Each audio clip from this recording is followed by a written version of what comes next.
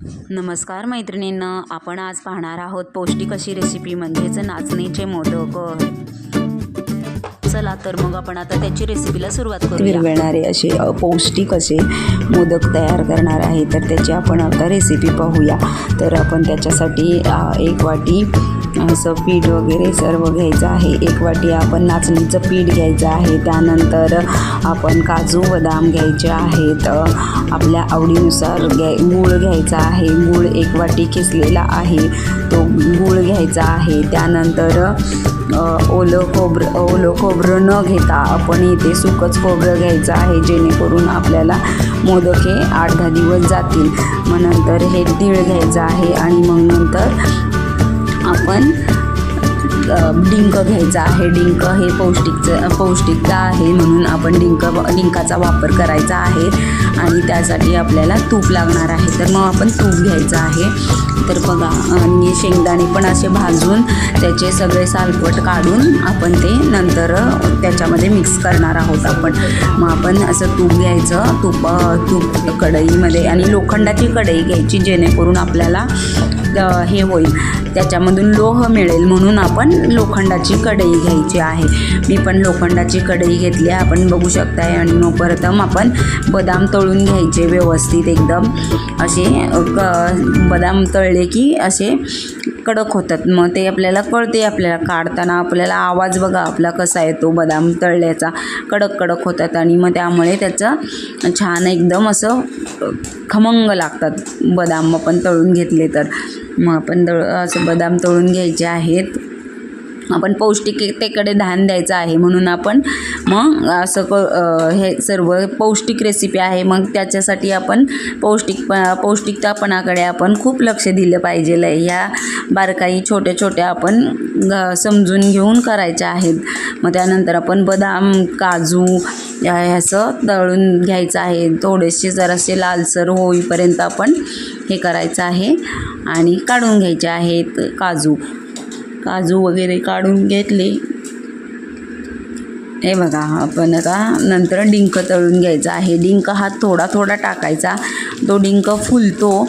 जर आपण एकदमच टाकला तर असा फुलत नाही आणि आतमध्ये कच्चा राहतो, मग ते आपल्याला दाताखाली आलं तर चांगला एवढा लागत नाही, मग ते चिकट असं वाटते, खडक वाटते। मग त्यापेक्षा आपण व्यवस्थित असं मंद आचेवर तळून घ्यायचं आहे, लालसर असं। आणि डिंक तळलाय का नाही हे बघण्यासाठी आपण असं हाताने तळून घेतला की नंतर हाताने असं मोडून बघायचा। मग मोडून बघितलं की मग आपल्याला समजून येते की आपला डिंक चांगला तळलेला आहे, हे कळून जाते। मग आपल्याला त्याच्यामध्ये डिंक तळूनच घ्यायचा, जेणेकरून मग आपल्या दाताखाली जर आलं लाडूमध्ये तर ते हे होते। आणि डिंकाचे खूप फायदे आहेत, तर डिंकामुळे आपले हाडे मजबूत राहतात, म्हणून आपण डिंक ह्याच्यात आवर्जून वापरायचा, जेणेकरून आपल्याला लहान मुलांना हे आवडेल असं आपण करून घ्यायचं आहे। ते डिंक घेतल्यामुळं पोरांना कळतही नाही की काय टाकलेलं आहे ते लाडूमध्ये, म्हणून मग आपण असे मोदक बनवून घ्यायचे आहेत।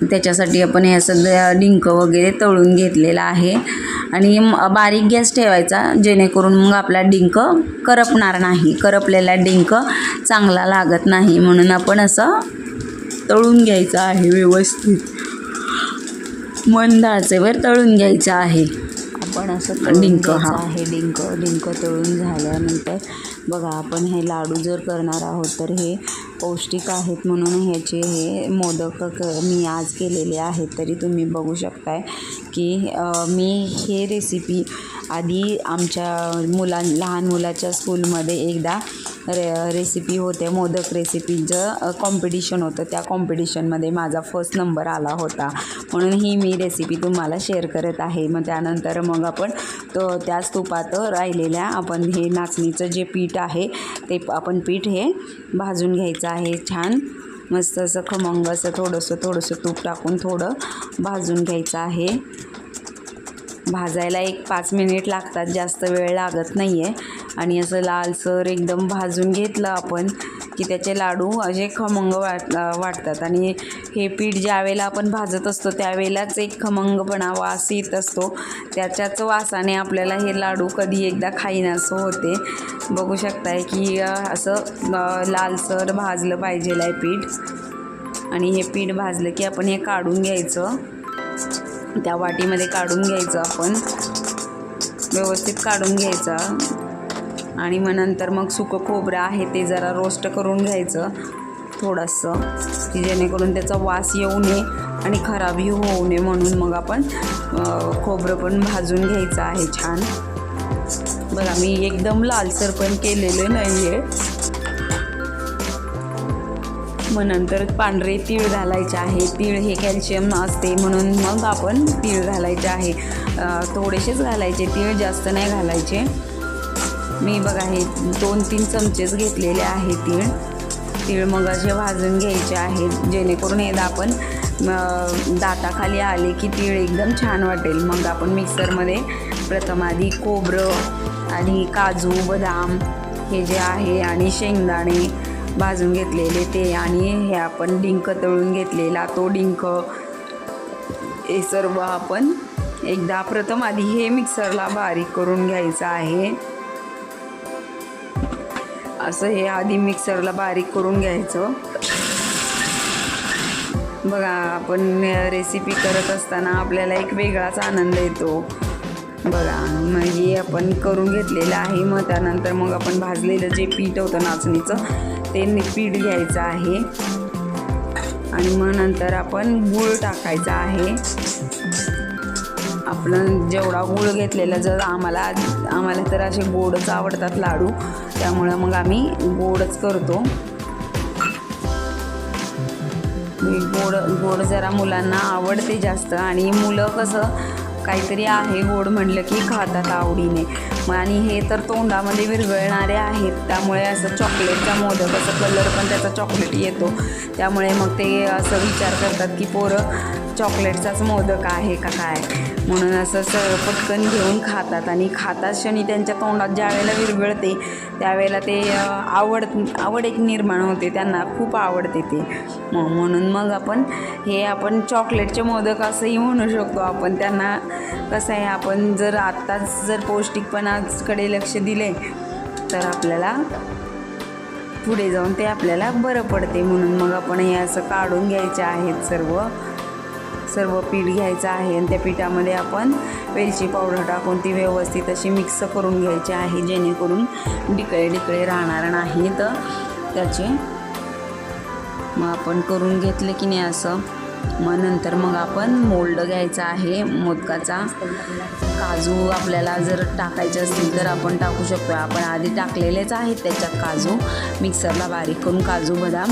पण मग आपल्याला डेकोरेशनसाठी आपल्याला दिसावं 1-2 काजू तरी दिसावेत, म्हणून मग आपण काजू टाकून आपण ते व्यवस्थित मिक्स करून घ्यायचं आहे. तर जेणेकरून एखादा डिकळा जर राहिला तर मग ते आपल्याला लाडू ज्यावेळेला आपण मोदकाच्या साच्यामध्ये घालतो त्यावेळेला ते मोदकाच्या साच्या व्यवस्थित मग निघत नाही.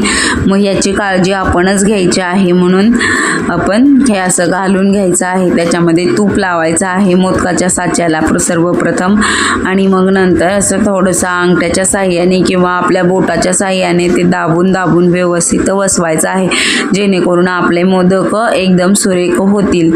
बघा हे मोदकाचं आपण ते जेवढं प्रेस करू तेवढं व्यवस्थित येतात. आणि त्याच्या ज्या म्हणतात ना पाऱ्या किंवा डिझाईन, ती डिझाईन येते. मग आपण असं सर्व मोदक करून घ्यायचे आहेत. मलाही खूप आनंद होत आहे. हे मोदक आमच्या घरात तर खूप आवडतात. आमच्याकडे आठवड्यातून नाही, महिन्यातून एक वेळ तरी आम्ही हे लाडू करतोच. मग तुम्हीही करा. गणपती बाप्पाला काहीतरी नवीन असं नैवेद्य पण होतो आणि पौष्टिकता पण आपण जपली जाते. म्हणून मग आपण हे जे नाचणीचे मोदक आहेत, हे कोणीच न दाखवलेली रेसिपी आहे, ती मी आज तुम्हाला दाखवत आहे. तुम्ही बघू शकताय. आणि हे पौष्टिकतेच्या दृष्टिकोनातून 1 नंबर रेसिपी आहे. आणि घरातल्या घरात काही खर्च न होता रेसिपी आपल्याला करता येणार आहे, घरगुती आहे. आणि आपले घरगुती जर केले तर आपल्याला त्याचेही फायदे होतात. तर बाहेरचं जे आहेत वस्तू त्या आपण जर खाल्ल्या तर आपल्याला काही त्रास होतो. काही जणांना पटत नाही बाहेरचं खाल्लेलं, म्हणून मग आपण हे घरामध्येच करायचे आहे रेसिपी. आणि एकदम छान होते, खूप सुंदर होते. असं एकदम आम्ही ज्यावेळेला हे जे घेऊन गेले होते, पार्टिसिपेट झाले होते, त्यावेळेला मला सगळेजणांनी विचारलं की हे लाडू कसे काय केले तुम्ही मोदक. तर मग मी त्यांना पण सांगितलं की मी मोदक सोपे आहे रेसिपी आणि खूप छान आहे आणि पौष्टिकतेला महत्त्व जास्त दिले जाते, म्हणून मग आपण हे करून घेतलेले आहेत असे लाडू. आणि मग नंतर खसखस भाजून घ्यायचे आहे. खसखस भाजल्यावर ते आपण खसखस जी आहे भाजलेली थोडीशीच भाजून घ्यायची आहे, ते जास्त लाल करायची गरज नाही आहे.